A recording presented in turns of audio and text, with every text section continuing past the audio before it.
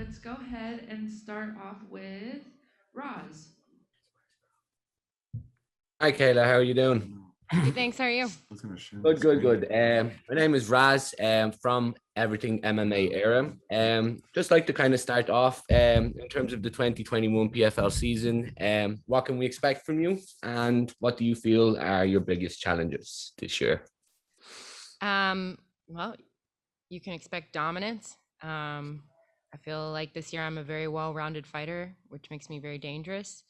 And I think the challenges are just going to be uh, protocol and the things that COVID brings along with it. But in terms of fighting, I think I'm ready as ever. Okay. And so just kind of follow up on that. Do you feel that maybe with COVID, with restrictions, they're kind of your main challenges in the upcoming year? Obviously, kind of shifting away the focus from the fighting. Yeah. Yeah, I mean, they're just hurdles. It's just not ideal situations, not ideal scenario, but everyone has to go through it. So it's just kind of part of life. But in terms of, fighting, I think I'm excited. It's been a while. I'm excited to get back in the cage and do what I do best. Okay. Thank you. Best of luck on Thursday. Thank you very much. Breeze, please. Hey, Kayla, this is Breeze with the MMA Breeze. I wanted to ask you, you've already won the championship a couple times now. How do you stay motivated coming into this season and securing another victory? Well, I mean, motivation has always been an internal thing for me. I don't do this for money. I don't do it for fame. I don't do it for glory. I do it to be the best in the world. I just have this internal desire. And I'm not there yet. I'm not the best in the world yet. So there's plenty left to accomplish. Right on. We're looking forward to it. Thank you. Daniel, please. This is Daniel from Cage My IQ. Seeing that you fought at the end of the year at featherweight, how hard was it to cut that weight and then to put that weight back on? Well, I didn't have any trouble putting it back on, I'll tell you that much.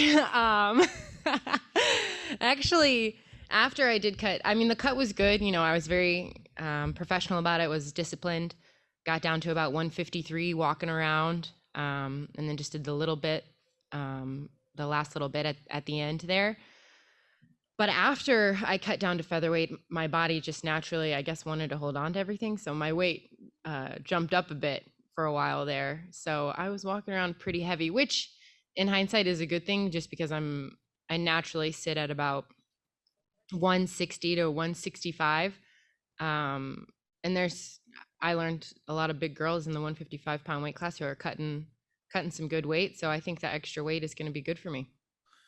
And then did you feel that fight is going to help you out, knowing that you would have had over a year fight difference compared to just a few months? Oh yeah, absolutely. I mean, there's no supplement for cage time and getting in there. You can't replicate that or emulate it anywhere. So just being able to get one fight in last year, get those feelings, those nerves, those excitement and jitters was important for me. And also just to continue to see my development, continue to see where I need to work and what I need to focus on. I was very happy that I got to fight last year. Thank you very much. Conan, please.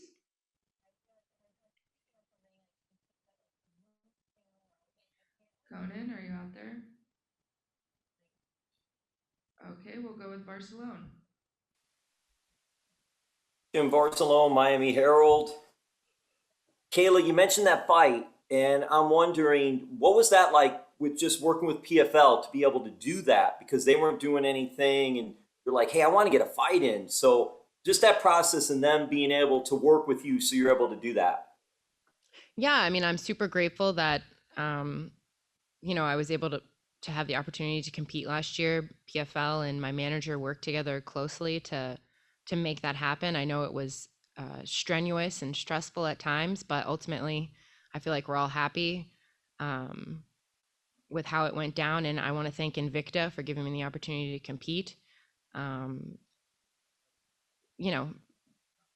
fight game is a very short window. You get in, you get off and you get out. And to have to take a year off in my prime would have been, I feel like, tragic. So I'm glad that the PFL and I were able to come to an agreement. And what was it like training now, getting ready for the season with American Top Team, growing as a fighter, growing and being able to train there at that special place? Of course. I mean, it's the best team in the world, American Top Team.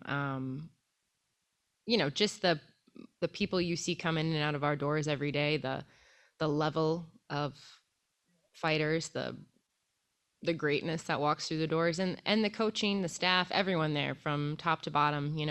It's a smooth running ship, and being the team captain is a huge honor for me. I'm very blessed to call American Top Team home. That's really cool about the team captain too. Lastly, for me, Kayla, the Olympics are coming up this summer. You know a little something about the Olympics. Do you get jazzed a little bit, still excited, even though you're not competing for the Olympic gold anymore? Yeah, of course. I mean, it's the biggest sports stage in the world. It's a time in the world where we all come together and we put aside all of our differences. And one of my favorite things about the Olympics is its motto. The motto is Citius Audius Fortius, which means faster, higher, stronger, not fastest, not strongest. It's all about giving your absolute best. And that's something that I try to live by every day in my life. So I'm a huge fan of the Olympics. I'm always going to be a huge fan. I actually might be commentating the judo portion of the Olympic Games for NBC. So I'm pretty excited about that. Oh, it's very cool. Well, thank you as always. All the best. Thank you. Dylan, please. Hey there, Kayla. I appreciate the time. My pleasure. I was just curious because there was a certain level of visceral beauty to the last fight there, just getting to uncork the elbows there. And that seemed to have a pretty immediate effect there. But, PFL obviously not allowing the elbows. I'm kind of curious. I imagine you're very excited to get back to competing within the PFL framework. But is it a bit of a bummer that the elbows have to be shelved for a little bit? For sure. It's kind of one of those things where you don't know what you're missing until you've had it, like if you give a kid sugar for the first time and they're like, that's kind of how I felt when I got to throw my first elbow. I was like, oh my God, this is awesome. And I'm sure a lot of fighters feel like, hopefully some rule changes can be made. So maybe they're allowed in the finals or something like that. I understand the reasoning behind not having them, but man, when you're a top heavy opponent or fighter like I am, they really change the impact of ground and pound. So I'm going to miss them. I'm going to miss those buggers. Yeah, well, it definitely had great immediate effect there. So hopefully that can be brought back in the future. But in any event, I appreciate the time. My pleasure. Tanai. Hey, Kayla, Tanai from MMA Island. I wanted to bring back a conversation you had with Henry Cejudo, Triple C, about being the greatest combat sports athlete of all time. He has a fair argument. Self-proclaimed. Yeah, he does have a decent argument, and so do you. You obviously are a judo world champion and the PFL champion. So what would it take for you to become the GOAT of combat sports? Well, first of all, Henry is a one-time Olympic champion. I don't believe he ever won the world championships in wrestling. He did win 2 belts in the UFC and has since retired at age of 12. I'm not really sure how old he is. So really, it's just a matter of time for me. I won the junior world championships. I won the senior world championships in judo. I won the Olympics, not once, but twice. I won the PFL belt. I'm about to win another belt this year. So I'm pretty sure if you do everything twice, that makes you the greatest of all time. And I don't think he's going to be able to hold a candle to my career. Absolutely. Love your confidence. Can't wait for Thursday. Thank you. Head Kick Audio. Hey, Kayla, this is Steve with Head Kick Audio. How you doing? Good. How are you? I'm great. Sorry. What has been your biggest improvement since the last time we saw you compete? I think just my confidence. I'm definitely, my striking's coming along. I feel more developed as a fighter. I feel more comfortable inside of a cage. I'm not afraid to hit or get hit anymore. And I think that makes me a dangerous fighter. It's not necessarily like you see these vast improvements And, like I'm not going to go out there and throw a spinning back kick or anything like that. But I just think that overall, I'm much more comfortable and at ease inside of a cage. And that helps me implement my game plan even more dominantly, which, if that's possible, is scary. Thank you for your time. Pleasure. Sergio? Hi, Kayla. This is Sergio from Fighter Path MMA. How are you doing? I'm good, thanks. How are you? Not too bad. So favorites like Anthony Pettis and Lance Palmer suffered defeats a couple weeks back. You're obviously the favorite going into this one. Do you feel any added pressure as a favorite? And do you feel like there's a target on your back because of that? No, I don't feel any added pressure. Nothing in the outside world could put any more pressure than I do to myself internally. And I've been under the bright lights for a long time now, and it's where I shine. I'm built different, and I think I've had a target on my back from day one. I feel like since I've been here. So it is what it is. This is my job. This is my life, and nothing's gonna stop me. I love it. Thanks and best of luck. Thank you. Darnell, please. Hi, Kayla. Darnell Giovanni with MMA Island. Just had a question for you in regards to training at American Top Team. Who is one of your toughest sparring partners when you walk in there just like, oof, this is going to be a rough day? Well, all of them. I sparred a lot with Pedro Munoz this camp, and I don't know if you guys, I'm sure you guys all know him and see him and what a juggernaut he is. So that was tough. Just like he's a pressure fighter with good takedown defense. So it's like, oh, what do I do? No, everybody there is a tough. There's no such thing as an easy day at American Top Team. My sparring partner, my main training partner, Anthony, we call him Goose, is here with me, and he gives me a big push. I sparred a little bit with Valerie Lareda this camp. She's a killer. So yeah, I have nothing but good things to say about all of my training partners. I love them and I love to hate them. Thank you so much, Kayla. Tom Ward, please. Hey, Kayla, you've spoken a lot about becoming a more well-rounded mixed martial artist. Can you just tell us a bit how you've worked on your striking? Yeah, I think, it's been at the forefront sort of for a while in my MMA career, just getting comfortable, working on specific techniques that fit my game plan, that fit my style of fighting, working on the basics.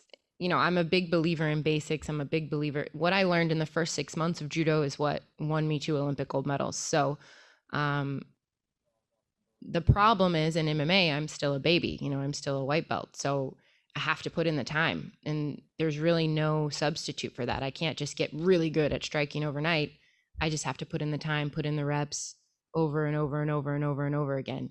And I think having a year off where you don't train for a specific opponent and you're not in a camp and you're not, focused on all of these other things that you sometimes have to focus on for fights, just gave me even more opportunity to go in and get better slowly but surely at all of those things that you don't necessarily focus on when you have a fight. It's kind of like when you're a professional athlete, especially, coming over to a sport,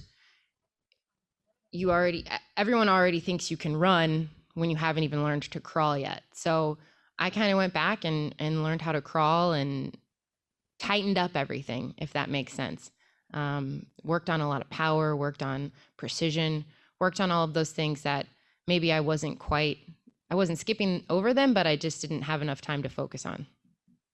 Amazing, thank you. And if I could push you for a prediction? I'm gonna win by KO, TKO, or submission. Amazing. Best of luck. Thank you. Next question for Tristan. Hi, Kayla. Tristan Critchfield from SureDog.com. While you said you're happy with PFL and you're focused on 155 pounds, how much of a move to featherweight factors into your future plans? It's definitely food for thought. I mean, I think we all knew that it was probably going to have to be inevitable at some point in my career. There's just way more depth there, and there's a lot of opportunity. The greatest fighter of all time competes there. So yeah, of course it's on my mind, but I have a whole season in front of me. I got tough 4 fights. I got a lot of stuff to do before I even start to think about having to eat salad again. Thank you. Thank you. Tariq? Hey, Kayla, it's Tariq with the Havoc Hour. How you doing? I'm good, thanks. How are you? Good. So I got to see that Invicta fight, and more particularly, I got to see your reaction as you were walking away there. Did you kind of surprise yourself at the performance that you had in that fight? I mean, I'm my own toughest critic, so I was like a little pissed off with myself afterwards, just because there were some things that I wanted to work on more that I didn't. But at the end of the day, it's a fight. You got to go where the fight takes you. But after the cut that caused all the blood was from the very first elbow that I threw in my entire career, and because you can't really, how do you drill throwing elbows in practice? You can't do it live on a person. So it was the first real elbow I'd ever thrown in my life, and then the blood afterwards, like I'm not a naturally, I guess, psychotic person. So I wasn't like, yeah, she's bleeding. I was like, part of me was like, oh my God, there's blood everywhere. And part of me was like, finish her. So it was like a very weird experience where I was like, I really don't want to keep punching her, but I have to keep punching her. And then I got up and it was like all over me, and it was like on my lips and in my hair and under my nails. And I was like, okay, so this is what fighting is really like. Also, real quick, I'd be remiss if I didn't mention Clarissa Shields is making her debut next month. Do you have eyes towards getting in the cage with her, or are you just focused on the belt? I mean, I'm very excited for her debut. I think it's very early in her career to anticipate us fighting anytime in the near future. She's not in the season. I'm in the season. And I think it's good for her to take her time, get her feet wet, get some one-off fights, get the experience that she needs. And if and when she's ever ready, I'll be waiting. Good to see you, champ. Good luck on Thursday. Thank you so much. All right, let's have our last question go to Michael Owens, please. Hey, Kayla, how are you doing? I'm good. How are you? Everything good here in Puerto Rico. Thank you so much for your time. Rub my it question in, Puerto Rico. Okay. Yeah, our weather is decent at this point, so that's a good thing. How important for your legacy as a fighter is to maintain that undefeated record that you still have? I don't really think about undefeated a lot in my visualization and stuff like that. Listen, loss is a part of life. I've been, in the thrill of victory and the agony of defeat in my career many times before. It happens. I don't plan for it to happen ever in my MMA career, but it's not going to be something, if it were to happen, that would ever break me or change me. And I don't think that in terms of legacy, you look at all of the great champions and people of our time and of history, it's not what happened. It's not when you lose, it's what you do with your loss. It's how you overcome those obstacles. And that's been the story of my life. It's not, I failed. It's failure is my fuel, and watch me rise even higher. So that's my mentality towards taking a loss, but it's not going to happen. So don't worry about it.